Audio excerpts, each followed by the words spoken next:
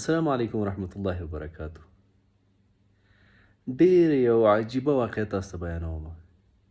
یو پاچا و، یو ډېر ستر باغ یې درلوده. په دې باغ کې ډېرې حصې وې، رقم رقم میوې یې درلودلې.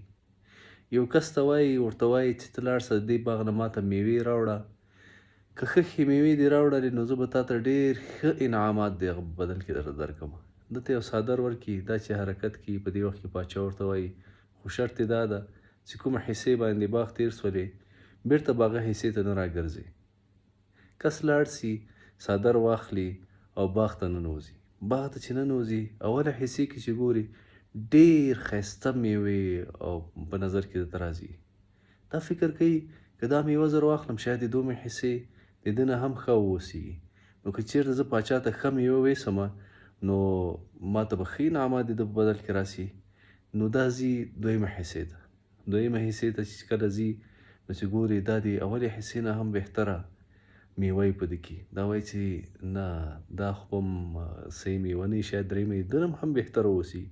دریمه حصې ته چې کله ځي نو دریمه حصې کې هم دا فکر ورته وغورځېږي چې دا خو اوله دویمه نه دریمه ښه یې ده، نو شاید څلورمه یې ده نه ښه واوسېږي. څلورم ته چې کله لاړ شي چې ګوري هغه یې د دریو نه هم بهتره وي.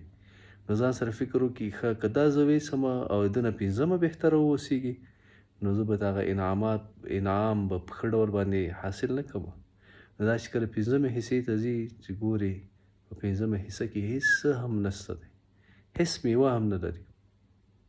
په دې وخت کې دا سړی په چغو بغارو سي او خالي لاس بیرته راسي.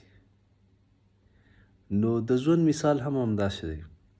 هغه ملګري، هغه دوستان چې هغوی ژوندي دي، ښه صحت سره لري، لیکن د الله پاک عبادت نه کوي او هغې دنیا ته څه ځان سره نه وړي څو په هغه دنیا کې د هغه په بدلې کې یو څه حاصل کړي.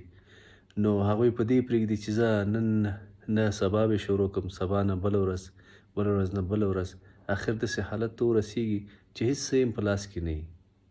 یعنې دا د همدغه باغ مثال لري. کوشش وکړئ، نیک اعمال وکړئ او هغې دنیا ته یو څه ځان ته جوړ کړئ. جزاک الله خیرا.